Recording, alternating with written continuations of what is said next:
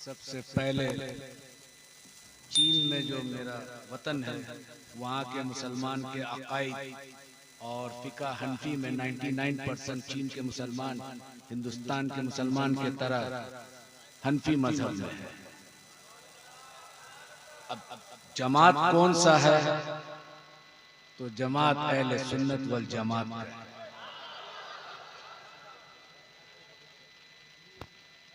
आज से 250 साल पहले 4 बुजुर्ग हिंदुस्तान आए थे चीन से। उनको सिलसिला नक्शबंदिया मुजद्दिदिया में बैत किए, खिलाफत दिए। उन 4 में 3 इमाम थे, तीनों को इजाजत और खिलाफत मिली। चौथा एक शख्स अय्यूब नाम था, वो सिर्फ बैत होके मुरीद होके वापस गए हिंदुस्तान से। ये 3 शख्स जिसको खिलाफत मिली थी, उनका नाम है सैयद दाऊद रहमतुल्लाह अलैह, शाह कमालुद्दीन नक्शबंदी रहमतुल्लाह अलैह, शाह शमसुद्दीन रहमतुल्लाह अलैह। ये 3 खानका 250 साल से चीन में मौजूद है आज तक। चीन के कम्युनिस्ट पार्टी इस वक्त चीन दुनिया में बहुत पावरफुल कंट्री है। आज हम तमाम मोबाइल्स यहाँ रखा हुआ, वो लगभग 90% चीन का पैदावार है। मेरा चचा नक्शबंदी सिलसिला के बहुत बड़े मशाइख थे, 12 से 12.5 लाख मुरीद था। सुभान अल्लाह। उन्होंने हमें तरबियत दी।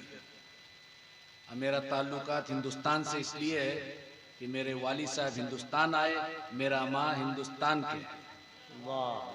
मेरी तालीम चाइना में हुई। जब तमाम तालीम खत्म हो गया, ग्रेजुएशन हो गया चाइनीज जबान में, तो मेरा वाली साहब कहे कि क्या बनना चाहते हो? Doctor, engineer. तो हमने कहा कि हमारे आबो अजदाद क्या थे, हम अपने दादा के बारे में ज़्यादा जानकारी नहीं था। बोले हम सब नक्शबंदी सिलसिला के थे। हमारे वाली साहब यानी कि मेरा दादा शाह कमालुद्दीन नक्शबंदी रहमतुल्लाह अलैह, मेरा वाली साहब कहे कि वो दीन का खिदमत किए, उसका वाली साहब दीन का खिदमत किए। तो हमने कहा कि जब इस खानदान से हम बिलोंग करते हैं तो फिर हमें दुनियावी तालीम क्यों दी? दीनी तालीम किसी मदरसा में देना चाहिए था। तो बोला कि आका अलैहिस्सलाम का एक मशहूर वाक़यात है, हदीस नहीं है, कि इल्म सीखना के लिए अगर चीन जाना पड़े, बस इस वजह से हमारा ताल्लुका चीन से है। और ये आका अलैहिस्सलाम के ज़माने में बहुत मशहूर था, इसलिए हमने चीन भेज दिया तुम्हें। बहरहाल तब मेरा शौक और ज़ौक़ इमाम रब्बानी मुजद्दिद अफ़सानी रहमतुल्लाह अलैह पे हुआ कि सिलसिला नक्शबंदी मुजद्दिदी का बानी जो है इमाम रब्बानी मुजद्दिद अफ़सानी रहमतुल्लाह अलैह। तो जिस शख्स के बारे में मैं जानता नहीं, उनके मजार में जाकर किस तरह ताज़ीम और तकरीम किए मैं नहीं जानता, इसलिए मैं नहीं जाता था। पहले इस शख्स के बारे में जान लूँ, फिर उसके बाद तो मैं स्टडी करने लगा, उर्दू पढ़ने लगा। फिर बहुत जल्दी पढ़ा, क्योंकि बड़ा जब शौक होता है किसी लैंग्वेज को सीखने के लिए, तब अल्लाह ताला भी मदद करता है। वो दीन का मामला था, तसव्वुफ का मामला था, तो बहुत जल्दी ये मरहला ख़त्म हो। फिर बहुत सारे अरब ममालिक में मैं गया देखने के लिए, मिस्र, सूडान, इथियोपिया, जितना अरब मुल्क है। फिर उसके बाद सेंट्रल एशिया गया, जितना 1991 में उज़्बेकिस्तान, किर्गिस्तान, सोवियत यूनियन टूटने के बाद इस हिस्सा में मुसलमान हनफी ज़्यादा है, अप टू तुर्की तक। उसके बाद जब दीनी तालीम पूरा मुकम्मल हो गई, अब ज़ौक़ और शौक़ हुआ तसव्वुफ़ क्या है। और तसव्वुफ़ सीखने के लिए सबसे पहले आपको 2 चीज़ चाहिए। एक आपको कामिल मशाइख, जिसको हम पीर साहब कहते हैं। आज यहाँ एक बहुत बड़े पीर महबूब अली शाह रहमतुल्लाह अलैह यहाँ आज हम लोग को हाजिरी का नसीब हुआ। वो कौन शख्स थे, क्या थे, जो दुनिया भूल नहीं पा रहा है? वो पूरी जिंदगी तसव्वुफ के बुजुर्ग थे। जब तसव्वुफ के बुजुर्ग सुलूक की राह में कमालात हासिल कर लेते तो अल्लाह ताला उनको अपना दोस्त बना लेता है और विलायत के नेमत से नवाज देता है। तो उन्हीं के एक ज़ौक़ और शौक़ और एक रूहानी निस्बत हमें यहाँ खींची। मेरा मादरी ज़बान चाइनीज़ है। अब चीन के बारे में थोड़ा मैं जानकारी दे दूं। हम रसूलुल्लाह सल्लल्लाहु अलैहि वसल्लम के ताज़ीम में जब वहाँ जुमा का नमाज होता है तो हर मस्जिद है, तो जुमा के नमाज के बाद सलातो सलाम पढ़ा जाता है। और जब सलातो सलाम पढ़ा जाता है, अगर ये गांव साइड में मस्जिद है तो वो किसान लोग खेती करता है, कुछ लोग गाड़ी से जाता है, तो जब ये सलातो सलाम पढ़ा जाता है और इसका आवाज जहां तक जाता है औजार छोड़ के खड़े हो जाते हैं। मैं ऐसा ताज़ीम दुनिया के किसी भी मुख्तलिफ इलाकों में सफर कर हासिल किया, लेकिन देखा नहीं। तो फिर मेरा दिल, ये इतना चाइनीज लोग इतना मोहब्बत और इतना ताज़ीम और तौकीर, तो वो पता चला स्टडी करके कि ये 3 खानका जो बनाए थे उसी की कमालात है। अब सवाल उठा, क्योंकि तबलीग जमात के लोग भी चीन पहुंचे थे, पाकिस्तान से उनका ताल्लुकात अच्छा था, तो जुमा के टाइम ये लोग बैठे रहते थे।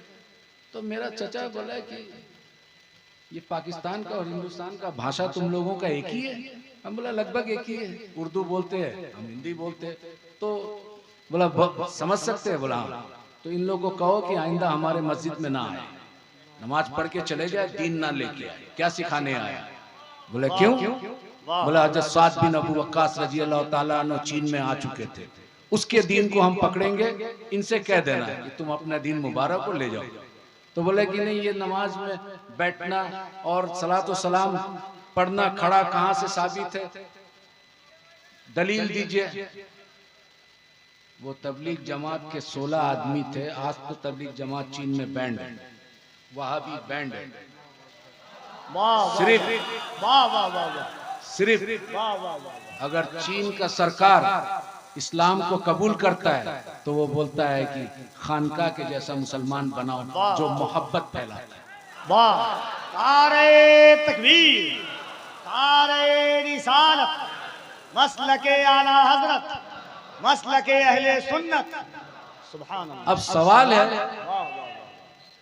अरब में देखता है लोग, अरब से इस्लाम आया, सहाबी अरबी थे, ताबईन अरबी थे, तबे ताबईन अरबी थे, आका अलैहिस्सलाम अरब में आए। तो अरब में खारजी भी आया था, राबजी भी आया था, मुतजल्ला फिरका जो है अरब में आया था। ये तमाम शिया जो हजरात है, हमारा कोई बात नहीं है, हमारा अकायद में इख्तिलाफ है, लेकिन ये सब यहाँ अरब में आया था, हिंदुस्तान में नहीं आया था।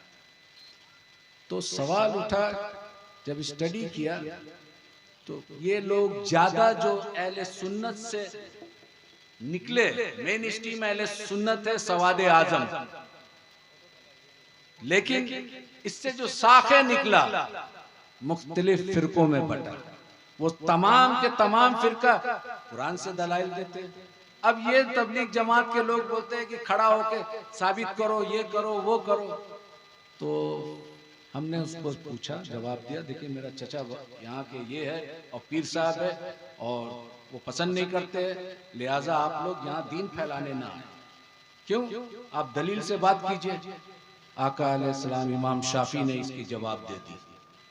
इमाम शाफी रहमतुल्लाह अलैह फरमाते हैं कि हम बिद्दती उम्मतियों से हदीस लेना बंद कर दिया।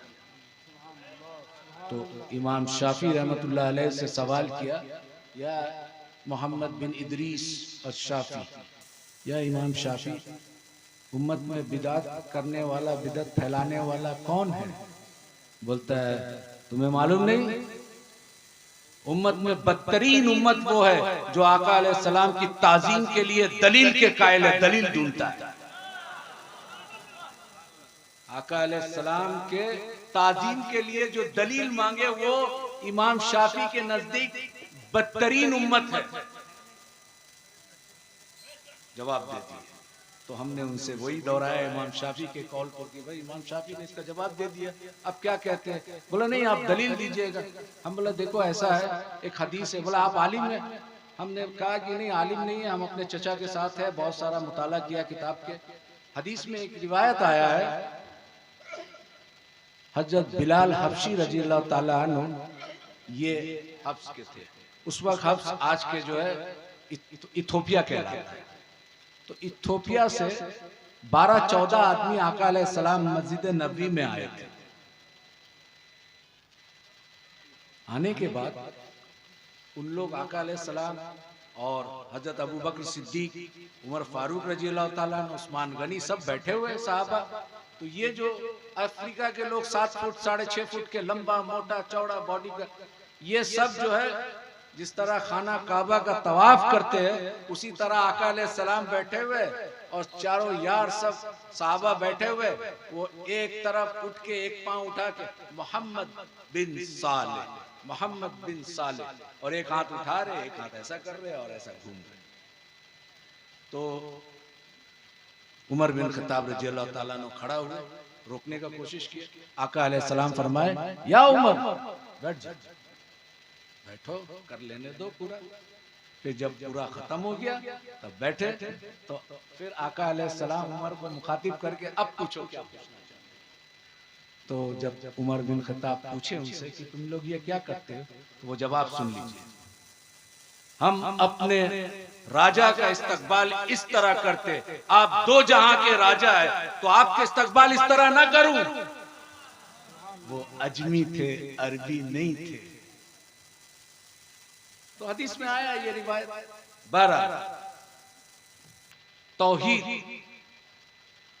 क्योंकि अहले अरब जो खास करके वहाबी अपने आप को सल्फी या हिंदुस्तान में अहले हदीस कहते हैं, वो कहते हैं कि अहले सुन्नत के पास में तौहीद नहीं है। हमारे बुजुर्गाने दीन जो गुजर के आए, ये सब तौहीद के उस मकाम पे पहुंचे जहां पर तौहीद के मार्फत, अल्लाह की मार्फत हासिल कर ली। तुम जो तौहीद का बयान करते हो, वसीला को मानते नहीं हो, तो उस पर थोड़ा डिबेट हुआ हमसे। तो हमने कहा कि देखो खुदा मत बनो। हम खुदा कैसे बनते, माज़अल्लाह अस्तगफिरुल्लाह। हम बोला वो रब्बे जल जलाल होकर अपने तौहीद को बयान करता है तो क्या कहता है, कुल हुवल्लाहु अहद, कह दीजिए ऐ मेरे महबूब कुल। कुल का माने कौन है ये समझो, कुल कह दीजिए। किससे कह दूं? मेरे बंदों से, आप अपने उम्मतियों से कह दीजिए वो अल्लाह एक है। तो अल्लाह रब्बुल इज्जत अपने तौहीद को बयान कर रहे वसीला रिसालत से, और तुम बंदा होकर वसीला रिसालत को हटा के खुदा की तरफ पहुंचना चाहते हो। ये तो नामुमकिन है, ये तो खुदा का सुन्नत भी नहीं। इस तौहीद को ले जाओ, ये शैतानी तौहीद। हम उस तौहीद को मानते हैं, अहले सुन्नत वल जमात के हुजूर गौसुल आजम रजी अल्लाह ताला अन्हु के तौहीद को मानते हैं। अभी एक अल्लामा ने कहा, तेग अली शाह रहमतुल्लाह अलैह, मेरा एक निस्बत हजरत तेग अली शाह रहमतुल्लाह अलैह के खलीफा थे अब्दुल गफूर रहमतुल्लाह अलैह। उनका एक खलीफा थे जो बांग्लादेश में है, शाह नबी बख्श रहमतुल्लाह। उनसे भी इस्तिफादा का मौका मिला। तो वो जब बुजुर्गों से आप इस्तिफादा करते, उनकी जूती सीधी करते, तो उनका कुछ फैज़ तो मिलता है। और जब वो फैज़ मिलता है तो फिर आप एक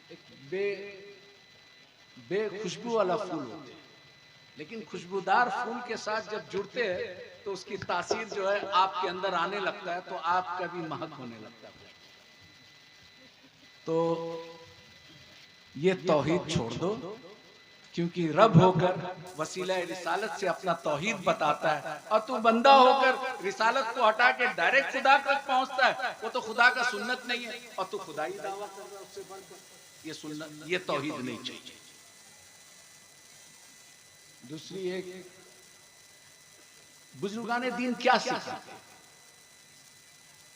भाई, एक जब जाहिरी इल्म हासिल कर ले, उसके बाद अल्लामा का डिग्री ले ले, अब वो बातिन के अहवाल को सुधारने के लिए कहां जाए?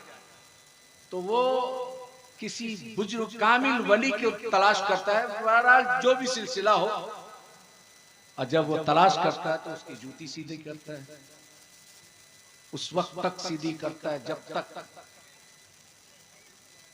अपना इरादा अपने उस्ताद के इरादे में गुम ना कर दे। अब उस्ताद जो चाहता है वो करता है। इसको फनाफिल शेख कहते हैं कि अपने इरादा को तर्क कर दिया और अपने उस्ताद के इरादे को गलबा लाया। वो जो बनाना चाहता है वो बनना चाहता है। वो क्या सिखाते हैं? 2 सब्जेक्ट, तमाम खानकाह में 2 सब्जेक्ट, एक रूह, दूसरा नफ्स। रूह और नफ्स का क्या ताल्लुकात है, तमाम बुजुर्गाने दीन का फोकस इस पर है। अब इसको एक एग्जाम्पल के तौर पर हम समझाते हैं। हमारा एक जिस्म है, जिस्म में एक मुल्क है, उसका कैपिटल उसका दिल है।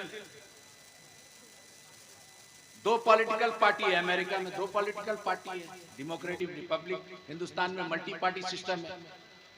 अब 2 पार्टी लड़ाई करता है कैपिटल को कब्जा करने के लिए, रूह और नफ्स।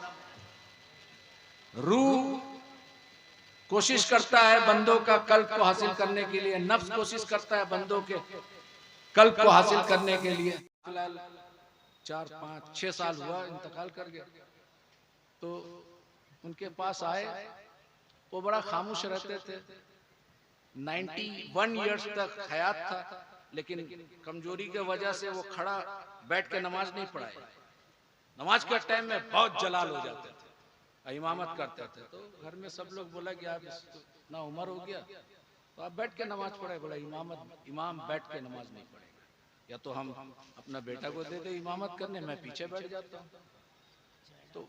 तो उनके पास कुछ लोग आए, बोले हुजूर रसूलुल्लाह सल्लल्लाहु अलैहि वसल्लम का दीदार, हमने सुना आपके वालिद साहब बहुत लोगों को इस जगह में रसूलुल्लाह सल्लल्लाहु अलैहि वसल्लम का मुरीद करके 3-4 दिन में दीदार करा दिए थे, तो आप भी करा दिए, कैसे होगा? तो चचा देखे बहुत सारा लोग ऐसे, बोला ठीक है कोई बात नहीं है, अभी थोड़ा मुरीद में ट्रेनिंग हो। उसमें एक लड़का बड़ा जिद्दी था, उसका नाम था सलाउद्दीन। वो थोड़ा चाइनीज कराटे कुंफू का मास्टर भी था, बहुत सारा अवार्ड ले चुका था। तो वो थोड़ा जिद करने लगा। तो चचा बोले ठीक है, तुम रसूलुल्लाह सल्लल्लाहु अलैहि वसल्लम का दीदार करोगे, कसरत से दरूद शरीफ पढ़ो और कसरत से सुन्नत पर अमल करो। तुम 40 दिन तक करो, फिर उसके बाद इंशाअल्लाह हम रसूलुल्लाह सल्लल्लाहु अलैहि वसल्लम का दीदार करा देंगे। वो शुंफा बोल के एक जगह है, वहां पे सैयद अब्दुल फतूह रहमतुल्लाह अलैह आए थे समरकंद से। उन्होंने उस जगह में कुछ तिब्बती लामा ग्रुप था, वो पूरा मुसलमान हो गया। वो एरिया में चाइना का सालार कौम कहते हैं, ये लोग तुर्की से आए थे। वहां मिर्चा एक होता है, छोटा मिर्चा होता है, वो बहुत झाल, एक मिर्चा खाना मुश्किल है। तो चचा बोले कि सालाचू, हम चाइनीज में बोल रहे हो, जिस तरह मेरा चचा बोले सालाउद्दीन नीची सालाचू ना पेन ना लाचा कोला। सलाउद्दीन सालार चले जाओ, वहां का मिर्चा लेके आना।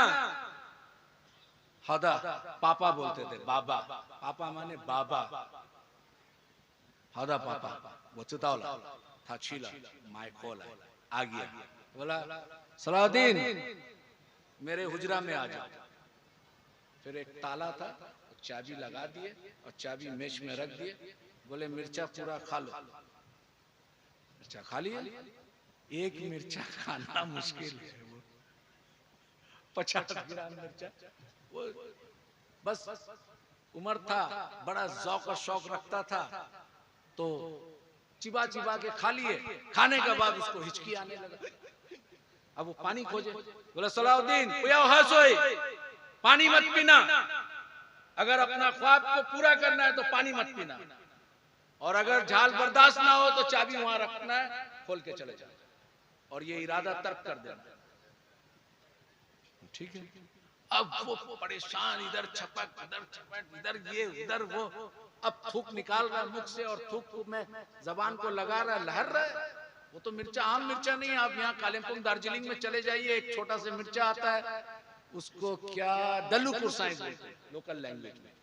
वो एक तो खा लीजिए। आसाम में चले जाइए, भूत, वो बंगला भाषा में मिर्चा को क्या बोलता है, नहीं भूत लंका ना क्या बोलते हैं आसाम में। वो खा के एक तो दिखा दीजिए आप। तो वो सालार का वो मिर्चा खाने के बाद ये तड़प रहा है, ये कर रहा है, वो कर रहा है। बोला सलाउद्दीन नीनेन दरूद, सलाउद्दीन दरूद शरीफ पढ़ो, तुमको दीदार करना है, तुम्हारा वो ख्वाब को पूरा करो। चाबी वहां रखना है, अगर दम तोड़ दे तुम्हारा ख्वाहिश तो फिर ताला खोल के घर चले जाना, पानी पी लेना। अब वो किसी तरह से ऐसा वैसा करके, और चचा जो है तो ज्यादा उम्र हो गया था, सो गए। अब पानी भी सामने रखा हुआ है, पानी सामने है, पीना है नहीं पीना है। अब वो बोला नहीं पिएंगे। किसी तरह से फजर का टाइम में चचा उठते तहज्जुद के लिए, तो देखा ये अभी भी वैसे ही है। थोड़ा देर के लिए उसका नींद लग गया। जब चचा उठे, आवाज आया वजू करने का, तो वो उठे, सोचे कि हम पानी लेके आएंगे, अब थोड़ा मुख में डाल लेंगे। तो जल्दी से चचा का पानी लेके आए लोटा में, और बोले कि मैं भी वजू कर लूं ताकि पानी मुख में चले जाए। तो बोला बेशक तुम मेरे लिए पानी लाए, लेकिन तुम अभी वजू मत करना। मैं क्यों? बोला तुम अभी तहज्जुद तो पढ़ोगे नहीं। बोला हम भी पढ़ेंगे, तो फिर मिर्चा का झाल खत्म हो जाएगा। बोला नहीं करेंगे। चलो ठीक है, तुम फजर पढ़ लेना। चचा तहज्जुद से फारिग हो के मस्जिद में चले गए, इमामत किए। अब वो पूछने लगा, तो चचा के हुजरा में आए कि हम पूरा मिर्चा खा लिया, पानी नहीं, ताला भी खोला नहीं, रसूलुल्लाह सल्लल्लाहु अलैहि वसल्लम का दीदार नहीं हुआ। बोला तुमको नींद लगा था? बोला थोड़ा देर के लिए लगा था। क्या देखा? बोला हर तरफ पानी देख रहे, आसमान से पानी गिर रहा है, पहाड़ से पानी आ रहा है, घर में पानी है, हर तरफ पानी पानी। बोला हाँ ठीक है अल्हम्दुलिल्लाह। कल जब मिर्चा खिलाया था तुम्हें, वो आम मिर्चा तो नहीं था, सालार का मिर्चा था। तो तुम पानी के लिए तुम्हारा मेंटली, साइकोलॉजिकली, तुम्हारा जाहिर, तुम्हारा बातिन, तुम्हारा हर चीज तवज्जो पानी में था।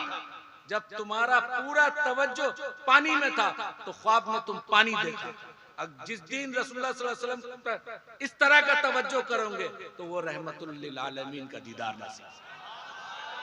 वाखिरु दावाना।